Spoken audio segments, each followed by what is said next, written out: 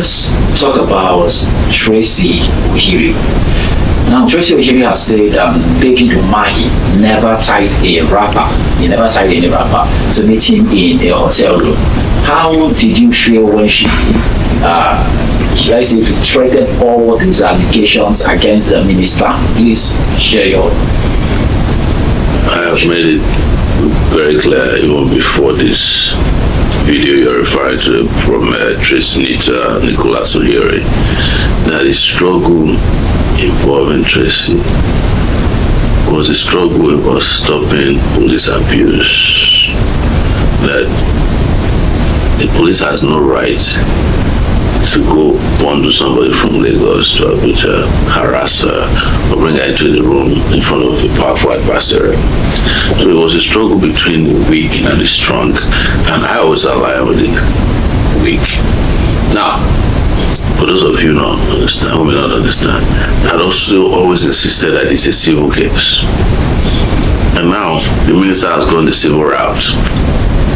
What the civil route? He approached Tracy, that's Umahi, David Umahi, and settled her. They had a settlement, legal settlement. Not a police case, civil settlement. And from what I learned, he paid her 110 million naira to make a video that is favorable to him. It is called civil settlement in court. That's what I heard. I wasn't part of it because I made it clear that I'm not going to get myself involved beyond the police aspect of things.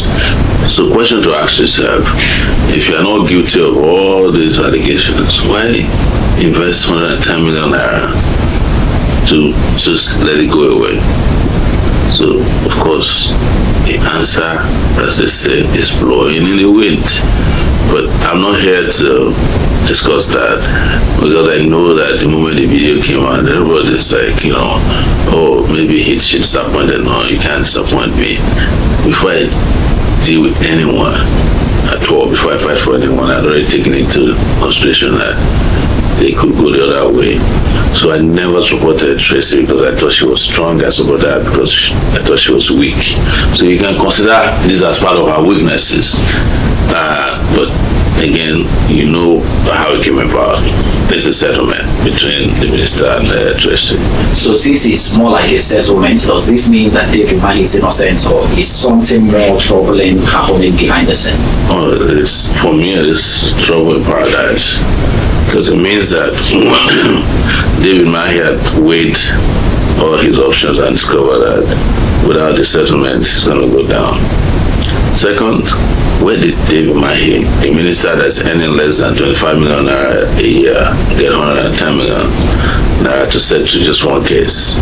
And I'm aware he also settled with a former classmate of his who accused him of owing him 7 million. Maybe he's already trying to settle the Nilan engineers who are also now asking for the remains of the engineers that went to see him that disappeared today. So it tells you that David Umahi has been involved in egregious violations of human rights and a lot of immoral acts.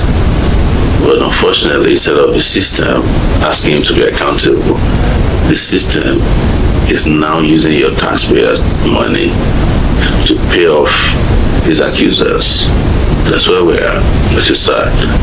You have investigated powerful men in Nigeria for decades now. In your experience, when a victim retracts, is it usually due to a false story or pressure from the system? I'm not a lawyer, but I've tried to explain to you, it's not a retraction. Anytime people engage in settlements, in a civil dispute, both sides will have conditions attached to it. So this is David Umahi buying Sowore for 110 million naira. And when you pay, you dictate the content of the video as well. That's what I heard. I don't have, the records of their life, but I'm close enough to the lawyers involved. And don't forget that this involved some senators. Actually, 2 female senators were involved in negotiation. to get David Umahi to, because I think David Umahi was a former senator, is that correct? So I'm aware that Tracy had meetings with Senator Ireti Kinchibe over the issue. She was part of the protest today. I also heard Natasha Akpoti also met with Tracy to discuss how to settle this matter. So I don't know who other persons were, but I'm just telling you transparently what happened. That is a settlement. I'm sure it was a settlement. Several times you have been arrested and silenced and jailed, yet you did not react or you did not even stop. Why do you think Tracy Ohiri could not hold her ground like she always does? I just said, in intervening in her matter, the philosophical understanding is that we are risking a weak person from a strong person. So if people are traditionally weak and vulnerable, you cannot expect them to behave like Winnie Mandela. You know, even Winnie Mandela at the point kept in. So, but again, this conversation is not about Tracy's. It's a conversation about principle as to why we were involved in ensuring that David Umahi, who already had claimed that he's the most powerful and richest and most dangerous minister, did not roll over Tracy Ohiri in his last fight. So that's where we are.